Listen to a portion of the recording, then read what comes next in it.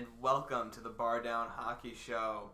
I'm Josh Zackless here with Liesl Babica and Ethan Schmidt. Hey, Josh. And this is our All-Star special because it's All-Star weekend here in the NHL. And, there aren't too many NHL games going on right now, but you know what is going on? ASU hockey. They beat Quinnipiac last night 3-0. Yeah, Josh, give you guys a little Arizona State University hockey update. The team traveled east again this season, as they've done pretty often, taking on some top-notch NCAA teams. This series was in Hamden, Connecticut against the number 17 Quinnipiac Bobcats. The first game didn't quite go the Sun Devils' way. They gave up 10 power plays to the Bobcats, and Quinnipiac ended up cashing in on 3 of those chances. ASU lost 5-2, so losing by 3 goals, Quinnipiac scoring 3 power play goals, kind of shot themselves in the foot in the first game. However, my hometown team, Predators draft pick Wade Murphy scored a goal, so that was cool. And the second game, Arizona State pulled off the upset. They went up 3-0 right off the bat, and Anthony Croston, he's a young stud for Arizona State right now. He scored 2 goals in the second game, and he's had 6 goals in the last 4 games so far. That's really exciting because he's a hometown kid. He's from Phoenix, Arizona, went to Pinnacle High School, and I believe Cronkite Sports Live did a little package on him this week about how, what it means to come and play at Arizona State after moving here because of his dad's work and being to play in the state that he's now grown up in. And I think that's pretty exciting for Arizona State and hometown fans that are rooting for him to be successful. Yeah, it's really neat. It's really cool to have a warm weather state be in NCAA division hockey, and I think that's going to start bringing in a lot more recruits going further ahead. And also, you got also carrying on the tradition of players from the Phoenix area. You got Austin Matthews, who's playing for the Maple Leafs this year. So again, there are more and more hockey players coming from the Phoenix area. Yeah, it's really interesting, and I think there's just more rings popping up, more options, and even ASU trying to become a premier place in the NCAA. But moving on, Ottawa Senators draft pick Joey Decord had a huge game. The Quinnipiac Bobcats put 55 shots on him, and he was able to pull out 53 saves to give Arizona State a 4-2 victory. So it's pretty huge, impressive win from Joey Decord. He even had one big save on a breakaway to pretty much seal the deal for a Sun Devil win. But Arizona State's now 10-18-2 on the season, and they'll travel back east again next weekend to take on the newly ranked number 10 Western Michigan Mustangs. So, yeah, it's been tough for the Sun Devils, but they're 10-18-2 in their first season of NCAA competition. And if they can just go 2-2 over the next 4 games, that's a 12-20-2 start to their NCAA career. Yeah. Yeah, Josh. It's pretty amazing feat that they have tried to accomplish this season. I tip my hat off to them. So many young players on the team, sophomores and freshmen. They just keep climbing the ladder the way they're doing. I think they're going to become a stud of a team here in upcoming seasons. So, and hopefully one day we'll be able to watch maybe one of the former Sun Devils play in the AllStar game this weekend for the NHL. That's a pretty exciting weekend for everybody. They get to see the best players in the world compete at a high level and do some competitions, the game, coaches, everybody's all involved, so that's a fun time. Absolutely, and while the All-Star game isn't really until tonight, last night was the skills competition. The Atlantic Division won the skills competition 9-7 to 5-5 over the Pacific, Metropolitan, and Central divisions. The Atlantic Division gets to pick who they play in the first round of the 3-on-3 tournament. They picked the Metropolitan Division, which isn't really smart because you have to face off against Sidney Crosby and John Tavares, who are like 2 of the best players in the NHL, obviously. And arguably the best division in the NHL at this time because, it's just, there's some good teams out there who aren't making the cut because there's just too many other good teams out there. Currently in the Metropolitan Division, Washington, Columbus, and Pittsburgh take those top 3 spots, and you don't even see the Rangers or the Flyers in there. They're currently on the top 2 for wild card. Islanders slowly trailing behind, but I mean it's pretty competitive. Yeah, the Islanders are only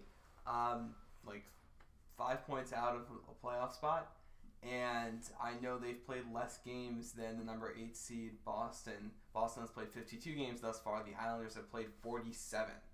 So again, it's a very competitive division. The Eastern Conference is very competitive.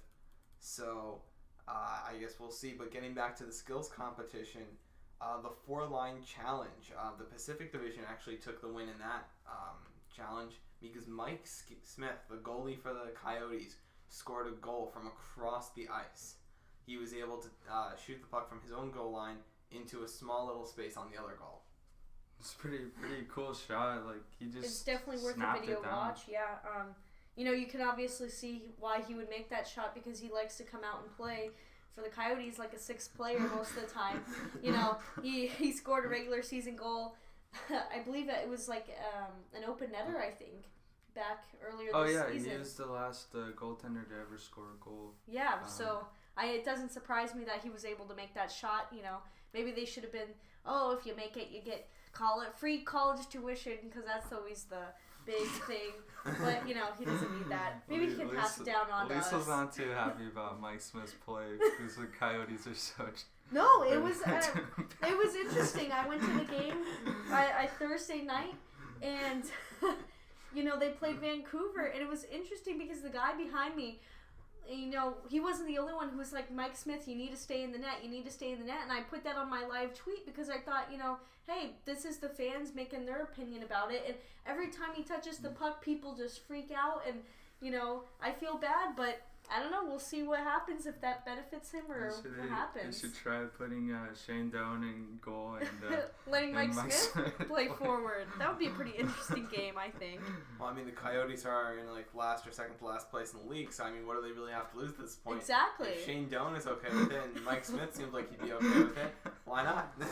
And just a brief touch on that, Shane Doan, I believe, actually came out and said he would be okay if the Coyotes traded him away. He's hoping to try to get a Stanley Cup ring, which, could... I don't blame him. Yeah, I don't either because he's at his last reigns in the NHL, but we'll see if anyone picks him up or what they would take or get away from that trade. I wouldn't know, I mean, Doan's a good player. I could see him going for maybe a second or third round pick, depending on how badly the team that's trading for him needs a forward. I don't know. What do you guys think? I definitely think if he was traded, he would be a 3rd or 4th line player. I mean, it's not... Probably. Definitely... No, not 1st or 2nd line. Well, no, absolutely not. But I'm saying, what are the Coyotes going to get in return? I could see them getting... Probably draft picks. Yeah. A 3rd or a 2nd or 3rd round pick. I definitely think draft picks, which, I mean, do the Coyotes, would they rather have draft picks or would they rather have someone now, which is up to them, and I think that's what the trade base off of. I mean, Shane Doan's talented, but I don't think a team's going to give up quite... I don't think they would give up, a crazy talent for him. Considering that if he went to a Stanley Cup contender, they already have... all the players they have need. Talent, so... and he's only going to be, maybe this year and maybe next year. I mean, on Thursday's night game, he slowed down so much since the beginning of the season when I saw him. And, so, I mean, that depends a lot of it, too. Why would you put a bunch of players to another team when the player that you're getting in return isn't going to be around for a long period of time? Well, I don't know. You guys have teams like the Rangers or maybe a team like Toronto or Boston who's just on the edge of the playoffs or barely in the playoffs. I mean, I'm sure they could use another pick. Rangers know the clock is ticking on them. Lundqvist isn't getting any younger. So, again, there are teams that would make moves. They're a little bit desperate. Rangers know they need a cup. Toronto would love to make a play. Boston wants to make a play. Again, all these teams, they're big market teams. They're not afraid to make a move. They know they're going to make money if they can contend. You never know what the Coyotes might get for that. That's a good point. So, but back to the skills challenge real quick. Again, we saw some really cool stuff in the accuracy challenge. The Pacific and Metropolitan Division both scored 2 points. And again, the night ended in a classic shootout between the Atlantic and Pacific divisions, who each sent 9 shooters up against the goalies. And actually, there was a really cool moment. I don't know if you guys saw with Ryan Kessler's son scoring on Carey Price. Did you guys see that at all? Yeah, that was cool. You went 5-hole on him. You went 5-hole. And I was looking at the replay, and I'm not saying that I could score on Carey Price, but based on the replay, it looked like Carey Price might have put the pad down a little bit late there on purpose. I don't know. I'm not saying he threw anything, but it's the All-Star Game Skills Challenge. You're going up against like a 9-year-old. You really going to make a big pad save against a 9-year-old, or are you going to let him score? But that's totally cool because the crowd starts cheering for him. And that's a really exciting experience for any kid. And, he goes and gets handshakes from all the players. I mean, wow, could you say when, at that age, I don't know, maybe he doesn't remember it when he's 19 like us, but there's videos of it, and that's super exciting. I feel like if I scored a goal against an an all-star goalie, possibly one of the greatest goalies in Canadians' history, in Carey Price. And he takes the big dive after he shoots the puck, and, he's got his little Mighty Ducks jersey, the nice orange one with the big mask on the duck. Those good jerseys. How could you not remember that? I know. It's I framed that jersey. I'm sure Ryan Kessler's been gearing him up since he was born. Probably put him on the ice as a wee little one.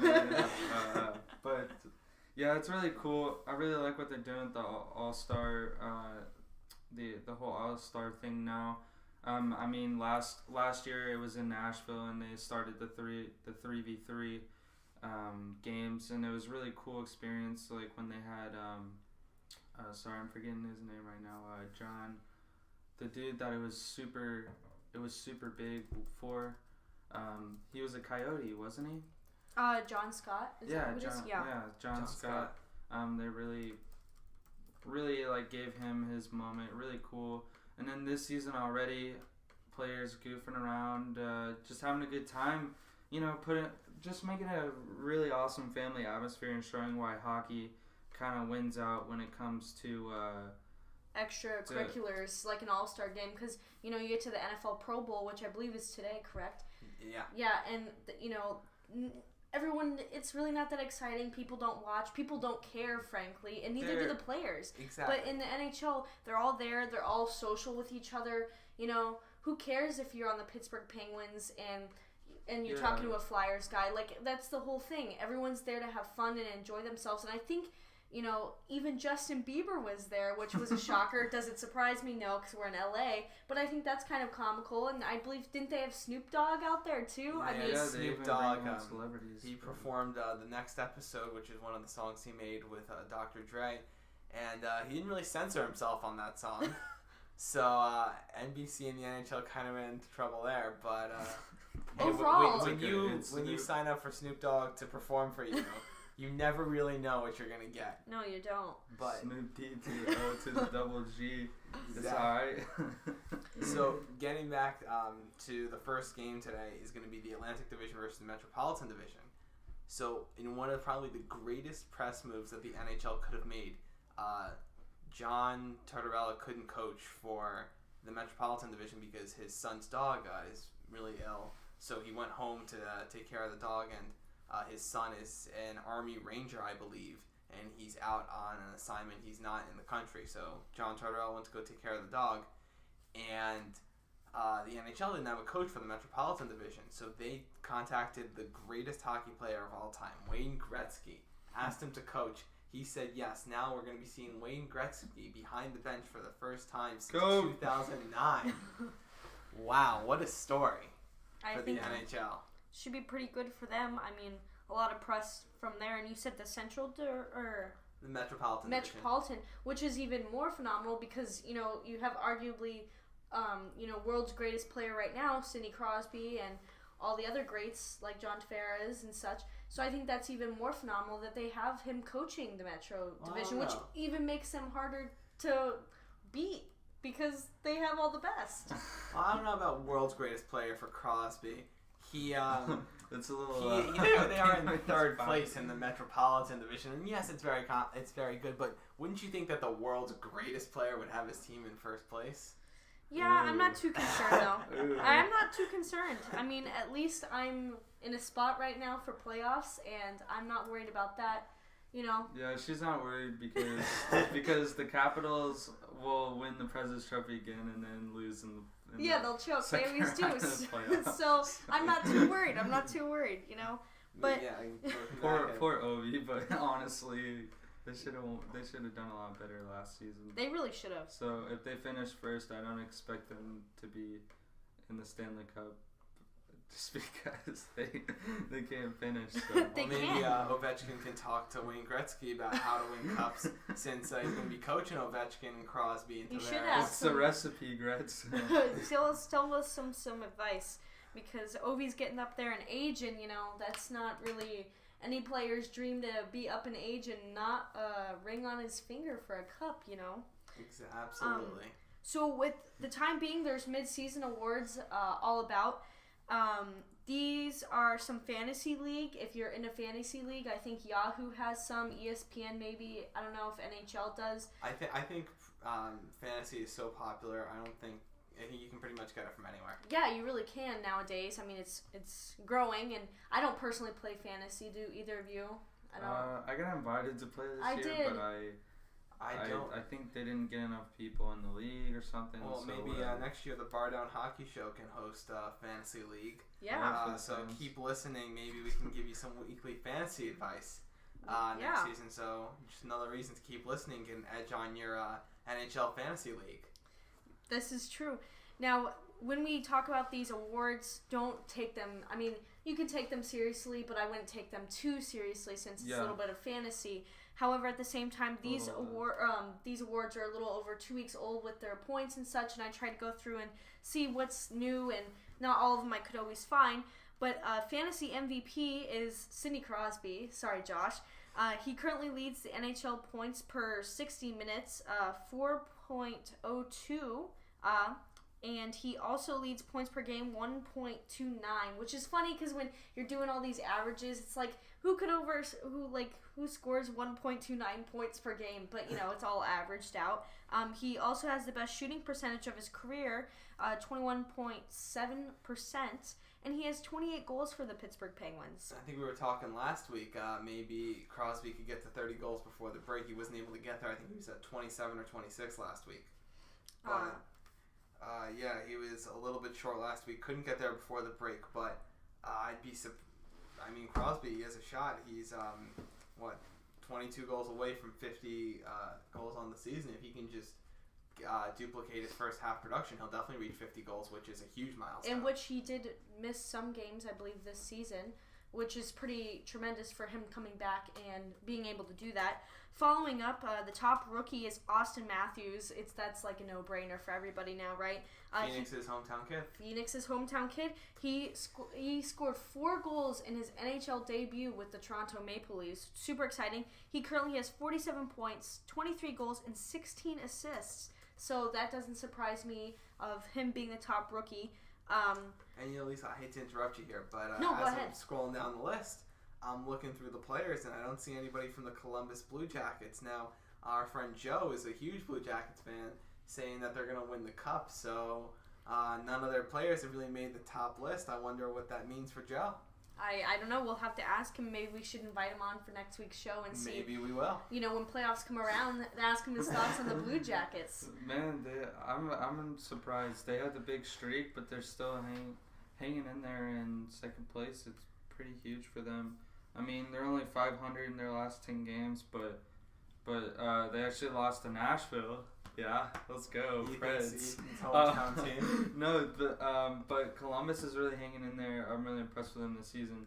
But fun stat, the Predators have won their last 7 out of 9 games. So they're on the climb, and they've actually climbed into 6th place in the West. So they're actually starting to contend for some playoff action now, which is what everybody wanted. I heard a lot of people pick the Preds when they got PK Subban to join the team to be contenders. So hopefully they'll show what they're made of now. And Yeah, our teams, the Preds and the Penguins, play on Tuesday, so should be a good game. We're gonna have a little fight. A little friends rivalry night. Yeah. I mean, unlike Wednesday rivalry night, it's Tuesday instead. Tuesday rivalry night is. here at the BarDown hockey show. At least I'm gonna put on the gloves. Yeah, we are. Or maybe they're gonna take off the gloves. Maybe, I don't know. We'll have to see. But speaking of the Blue Jackets being so successful, the top goalie though goes to Devin Dubnyk from the Minnesota Wild. You would think a team that had such a long streak with winning would have their top goalie in there, but he does not. He has 1.88 goals against average, and he has a .936 save percentage. And the only other year that he has that is his first season with Minnesota in the 2014-2015 season, and he had a 1.78 goals against average. So, and other than that, his save percentage was exactly the same. So I think that's pretty exciting for him to go back and be successful. Yeah, absolutely. Minnesota Wild, probably one of the most underlooked teams in the NHL right now. When you think of good teams, you think of Chicago, you think of LA, you think of Pittsburgh, you think of Washington. You don't think of the Minnesota Wild, but maybe after this year, if they can win the Western Conference and they can make a move in the playoffs, people will start to think of the Minnesota Wild as a legitimate threat. They have Zach Parise, they have other great players. It's interesting because everybody's always wanting Minnesota to be one of those top teams, and they've been really average, and for them to be number one in the West this season's really exciting for them. Yeah, like and the fan base for the state and the of NHL. hockey and everybody else. And I'm really curious because Bruce Boudreau's had amazing success in the regular season for whoever he's coached. I mean, he coached the Anaheim Ducks to the playoffs, being top team last season and the season before, but they just weren't able to finish out, kind of like the Capitals crashing out last season too. So even though they are number one, I think Bruce Boudreau is still under some heat if they can go deep into the playoffs, because him being the coach, I don't think regular season victories are enough. He needs to prove that he can get the Wild deep and be into contenders the in the playoffs. I don't think we should be shy about the Capitals. We touched on them a little bit today, how they always choke in the playoffs. But Braden Holtby from the Capitals, their goaltender, can he get them to where they need to be, a Stanley Cup contender this year? I mean, they always choke. Does that come from his end, or does that come from the forwards end, or is that a team effort? Where does that come from? I don't think it's Holtby. I think Holtby usually stands on his head for them. Always plays a good game. I mean, sometimes he'll have a bad game, but in the playoffs, I think he locks it in. He's ready to go. But the Capitals kind of, I don't know if it's just from pushing so hard all season, but they seem to have defensive breakdowns sometimes in the playoff games that I've seen them in. And then sometimes their high-powered offense just doesn't get going, and it's really disappointing for them to do so well and then see it fall short for the few games that matter. I guess, though, on a positive note for them, they can usually draw out a series to 7 games, which is not what the other team wants by far, because they want to have fresh legs, and going 7 games in a first round or second round, series, it's not that fun to do that. And Absolutely. So, I mean, at least they're making it tough on the other team and work for what they want. Absolutely. And the Capitals are a very physical team led by Alex Ovechkin. As we've mentioned he scored his 1,000th career point a few weeks ago. But one thing to consider is that when you think about some of the greatest teams of all times, or some greatest players of all times, a lot of them are centermen, or if they are wingers, they were accompanied by some of the greatest centermen of all time. So this way they could be lifted. You think of Sidney Crosby lifting the Penguins. You think of John Tavares lifting the Islanders. Again, one of the things I think is keeping the Predators away from being a great team is the fact that they don't have an elite centerman. You look at the Oilers this year. Connor McDavid is playing out of his mind, and they're in the top 8 for the Western Conference. So do you need a top centerman to not only succeed in the regular season, but to succeed in the postseason? Well, I mean, the Capitals have Nicholas Backstrom. He's always been a pretty big force for them. He usually plays really well, has a good amount of points with Ovi. And they also have Kuznetsov from, I think he came over from Tampa Bay recently from last season. They just gotta be able to finish in the playoffs. I don't think it's a matter of finding a top talent to be their center. I mean, as long as you have Ovechkin, anything's possible, I believe. But I think it is unfortunate, though, because when we talk about them, we laugh and, how they always choke in the playoffs. But I think they're really kind of an underrated team when you think about it. Because when you talk about the top teams in the NHL over history, the Washington Capitals are always overlooked. And I think that is due to because they cannot finish and get a cup. And I think once they get that cup, they will not be overlooked and they will be, talked about among people, and not being ignored. Absolutely. Yeah. I think the Predators, you were talking about the Predators. I mean, their captain, Mike Fisher, stepped up to be quite an excellent center. I mean, granted, he is kind of getting old. Definitely wouldn't say he's still in his prime as much, but the Predators have some really good young centers on the rise, and they're really they even made the move to get Johansson 2 seasons ago. So absolutely, Mike Fisher, 37 years old. But sorry to cut you off there, Ethan, but we're running out of time. So I just want to get your thoughts on what to expect from the second half. You guys have any surprise teams, anything to look out for in the second half? I definitely think that, you touched on Connor McDavid real quick. He was the Hart Memorial Trophy midseason winner. He was tied with Sidney Crosby. But what really pulled him away from Sidney Crosby was the fact that he's making the Oilers so successful. I believe now the Oilers are currently second in the Pacific. They've won 28 games and they've lost 15, but they have 51 games played. I mean, they're second in the Pacific, and that's fantastic because, last couple of years they've taken heat that they have gotten all these draft picks unsuccessful. So I think I definitely think the Oilers are somebody to look out for, including Connor McDavid. Absolutely. Any predictions? It's quite a spectacle to see somebody like McDavid just be so successful right away. I mean, he kind of reminds me of Sidney Crosby. Crosby in his rookie season had 39 goals and 63 assists for 102 points. Like, that's amazing. And I think McDavid's on the same pace. So for him to kind of take over a team like that's really special. Well, I think it's McDavid's second season, right? So do you guys have McDavid's rookie season stats? Let's see. So we're just going to check that out. But Crosby, we were talking about him having a 50 goal season this year. His last 50 goal season was the 09-10 season, I believe. Was that when they won the Cup, Liesl? Over the Wings? 09-010? Yes, I believe so. And that's his only other 50 goal season. So, but he is on pace for that again this season. And Connor McDavid, Josh mentioned, had 16 goals last season and 32 assists, which evened out to 48 points.